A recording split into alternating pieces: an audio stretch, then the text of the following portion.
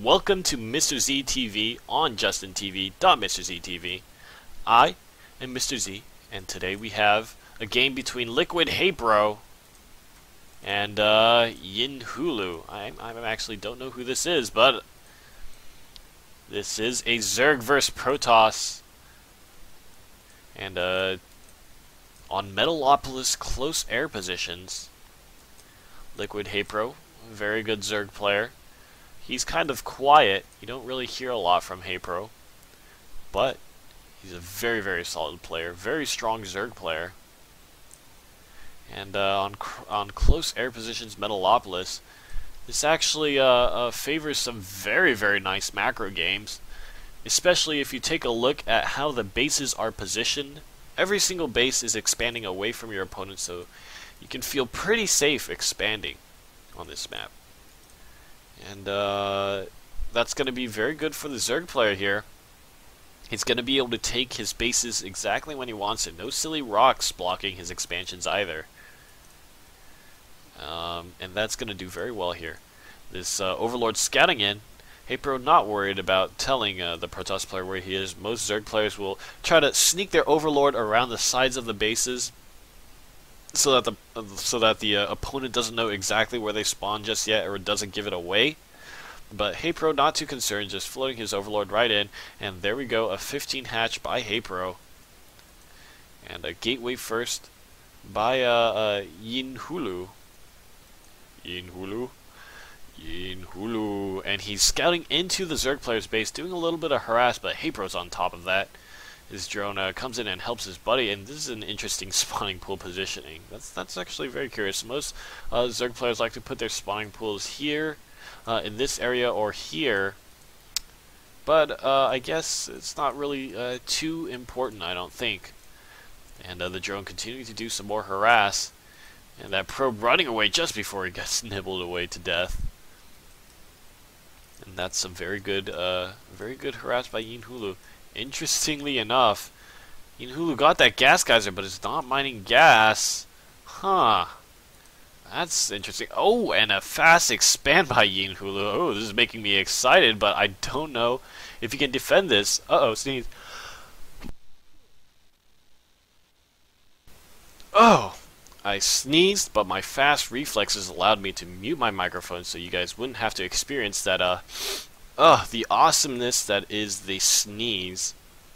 But, again, I really like this play by Yinhulu. I don't know if it's viable in any way at all, but still very, very cool. He saw his Zerg player fast expand, so he just decided, well, I'm just going to fast expand too. I'm not going to get any gas. I'm just going to go ahead and use all these minerals to expand. And very cool. I wonder how he will defend this. And a little zealot pressure there.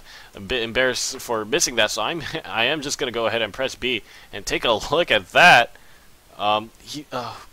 Goodness, Haypro does lose a single drone. That's less than good.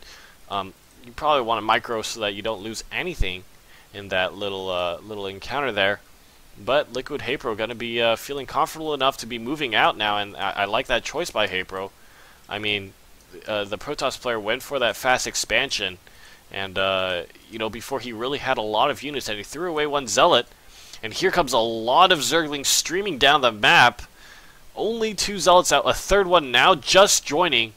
Oh, and he might get surrounded, pulling a lot of probes here, and that is going to disable the Zerglings' ability to harass. And I like how Yinhulu is having his probes out here in the front.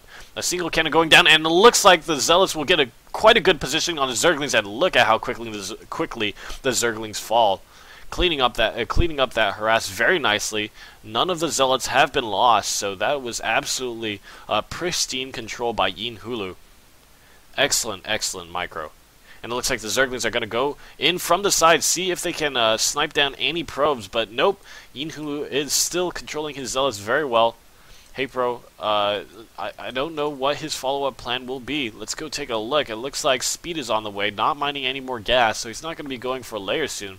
Just probably going to be droning up and gearing up for a macro game now that this Yinhulu has been able to get away with a fast expand. So no roach pressure. Haypro deciding that he doesn't want to do any roach aggression early on. And Yinhulu, you know, that might have been very good because that Cyber Core was so late, only just now finishing up. And Yinhulu getting gas, too. An additional cannon, 2 additional cannons, just so that he doesn't lose to some kind of crazy aggression here. But I'm kind of curious. I mean, how are the probes going to be mining gas? I mean, will they be able to squeeze through that little choke there? Not sure. It looks like a third going down for Haypro. I like this choice. Just drone up, take an extra base, because you gotta stay ahead of that macro game. Interesting thing to note, if the Protoss player builds 2 more cannons like he did, that's already as much money as a hatchery. So, very, very okay to take this third just very nakedly, I would say. It looks like this Overlord will get phased out. That is not a good thing to have happen to you. An additional Overlord here, and still no real good anti-air units coming out of the Protoss player just yet. And that, you know, you might consider making a lot of Mutalisks, but that might be a little too fragile. It looks like a bunch of Zealots are going to be moving out. +1 attack upgrade is on the way. But Haypro will have roaches, so that'll be able to handle that quite well. But Haypro probably wants to be catching up to that upgrade very quickly. That one Zealot is very low, just inches away from being killed. But it looks like this one Zealot will get surrounded. But, oh no, the Zealot does fall. But not after doing quite a bit of damage to these Zerglings. And this is very nice positioning by the Zealots here next to the tower. And no, eventually they will get surrounded, and all the Zealots will finally fall. So a little bit of a interesting aggression attempt by the Protoss player, stopped by the Zerglings. Now I wonder why he didn't just wait until that +1 upgrade finished. Maybe he wanted to hit the timing before the roaches came. But now some more Zerglings are going to be moving out. And the Zerglings do scout this third, and the Protoss player has just been so bold about taking expansions, so bold about just throwing down the expansions when he has a seemingly very small army size. But Haypro has not been doing all too much to stop that. Just more Zerglings streaming out, and the instant that that level 1 upgrade, attack upgrade finishes, the Zealots are going to be more than enough to handle the Zerglings. And we do see in the production tab, Blink is now on the way, and Glial Reconstitution, and once again, more cannons going down by Yinhulu, and look at how many gateways that is. That is a ridiculous amount of gateways. Quite a stark difference from the kind of Colossi heavy, Void Ray heavy PVZ we've seen, and it looks like Ling's coming in, and those are some very good force fields protecting the sentries, and the Zerglings will be repelled once again. Now, again, 0-0 upgrades for those Zerglings, and this one Zealot moving out, and he has +1 attack, but some very nice micro to extend the life of these little batches of Zerglings here. They will scout the third of the opponent, and it looks like he's going for a few of the probes, and he does get 3 probe kills there, 4 probe kills, and that is quite a slow reaction from Yinhulu. But ultimately, that's not what's really important here. Haypro needs to be looking for a macro option to put himself in the lead this game, and look at how many roaches are out now. Just so many roaches, and his opponent has been so Ling heavy, but he has a ton of gateways. That means that the Protoss player can tech switch very quickly, and I wouldn't be surprised to see a bunch of Stalkers being made, a bunch of Immortals being made very soon. And here we see the Robo and the Stargate now going down for the Protoss player, and a lot of roaches are pushing out the front. And Yinhulu has to be aware of this. Yep, pulling his army back now. And it looks like the Forge will be target fired, so that is a very good choice by Haypro there. I really like that how he target fired that Forge, going to slow down the upgrades. And here comes some very nice force fields. Look at those force fields, but the Zealots die almost immediately. And this is looking quite poorly for the Protoss player here. And a bunch more nice force fields, but that is going to spell the end of... Oh my god, those force fields are almost perfect. Just no wasted space at all, or almost none. But these roaches are being quite strong here. Blink upgrade from earlier on has now finished, and just as I said, a lot of Stalkers being warped in. just on these massive amounts of gateways. In fact, we could count how many gateways that is, but more action here. Roach pressure continuing, and the Stalkers will continue to blink back. It looks like they have no more space. They could blink behind the assimilators, and that is exactly what they will be doing, and the Roaches going to find themselves stuck in an awkward position, but Haypro will be able to snipe down another gateway, and this is just a very tense moment for the Protoss player. Just non-stop aggression from the Zerg at this point, and so many Roaches reinforcing. Oh my goodness, that is a lot of Roaches. Haypro has the income that he wants to support this kind of mass Roach, but I don't know if this is working out very effectively. It's been quite a while since Haypro has started this attack, and he hasn't done any massive damage to the army. And look at how many Stalkers are warping in. Goodness me, those warp gates are just doing so well for the macro of the Zerg, and just non-stop aggression once again. And look at all that blink micro. It looks like the gateways are slowly falling down, and will he snipe that robo facility? And it looks like he does before the Immortal is able to get out of that robo facility, and that is a really good snipe. But it looks like Haypro's Roach count is diminishing slowly. What can the Stalkers do? Oh, and a handful more warping in there, and the burrow. And because that robo facility is down, it is going to be quite difficult for Yinhulu to get detection up. The cannons are very nearby, but just out of range. Burrow movement not finished for Haypro, so he's going to have to quickly find out a way to save those Roaches, saving Private Roach. You know, it's just like a ticking clock, a single Void Ray out, and that is a very good choice. Roaches oftentimes cannot shoot upwards, and look at that macro hatch, and a fourth base going up for Haypro. So Haypro's just gearing up to get more and more of an economic advantage before the Protoss can get a good enough army size to push back. And this one Void Ray is going to be doing a lot of damage very quickly. It's on level 3 charge now, and the Stalker's getting a very nice position on these Roaches, and that will push Haypro back. And look at that blink micro, nearly sniping down one extra Roach. But the issue now is Haypro is on 4 bases, and Yinhulu manages to hold his third base. And we see a double forge here. Would like to see some upgrades out now for the Protoss player, but he's just recovering from a massive attack. Just so much aggression coming out of Haypro now.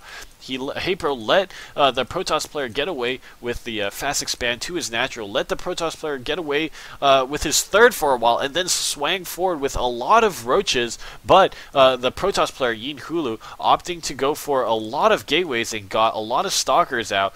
Before that, he was mainly relying on Zealots, but he knew that he would be switching over to Stalkers soon, got that blink upgrade very early, and then when the Roaches started filling in, he just swapped his army out with Stalkers. So very nicely done by Yinhulu. I really like his play here. Now we see that robotics facility down for the Protoss. Let's go take a look at the Zerg base. It looks like upgrades 2-2 just coming down for Haypro. Infestation pit probably not out. I don't think he can. Yep, he can't make the hive just yet. And the Roach is doing a little burrow healing and a handful of Hydralisks. But really, Haypro will be wanting that Spire there, and very good. He has a Spire out, so he's going to be wanting to start making a Corruptors in the case that Yinhulu goes for a lot of Colossi, and Yinhulu just replenishing his macro bases, his macro infrastructure, and that's curious. He gets a third forge. Very interesting. Unless he wants to be upgrading shields, and look at that, those upgrades, 2-1 coming out for Yinhulu. And here comes another attack by Haypro, this time with Hydralisks in his army, so that's going to be able to deal with these Void Rays. And those are some very nice force fields, but it looks like Haypro's units are able to pull back, and they do snipe down one Void Ray, but the Roach count has taken a large hit. Now mostly Hydra's out for Haypro's army, and it looks like these Stalkers probably will be able to hold with a little bit of warp-in help, and they will be able to blink up towards their base, towards safety. That one sentry being sniped off, but Haypro coming out on top. But look at how many Stalkers are reinforcing. The important thing for that encounter was Haypro was able to snipe down those Void Rays, and now Haypro double expanding, so just gearing up for a major macro game. And Hive now just starting for the Zerg player, Haypro now. And Yinhulu just chrono boosting out his upgrades. He's going to be getting 3-3, 3-2 very soon. His level 2 armor is already on the way, and I won't be surprised to see him start level 3. And it looks like this Observer is here, and we'll see all the burrowed units. Haypro realizes what's going on, and somehow snipes the Observer. Wow, that was weird. How did he do that? Huh. At any rate, here comes Haypro again, pushing up the top. Now a single Colossus, and look at that blink! Oh my goodness, that was a really good blink, and he gets a lot of the Hydralisk count down.